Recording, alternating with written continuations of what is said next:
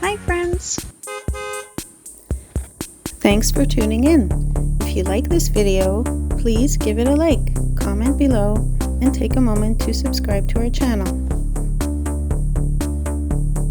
Welcome to Standish, a small city in Aroostook County, Michigan. This community is known as a gateway to northern Michigan with highways leading travelers toward the sunrise side of the state.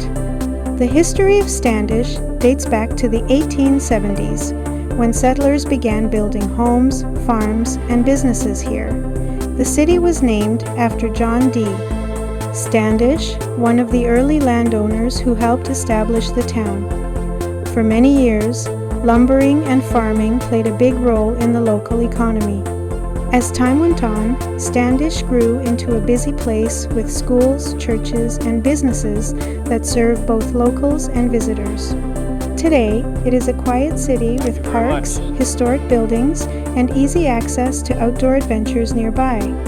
Its small-town charm makes it a nice stop for travelers heading north. Whether you are passing through on your way up north or staying to enjoy the local sights, Standish offers a warm Michigan welcome. Thank you for joining us on this tour of Standish, Michigan.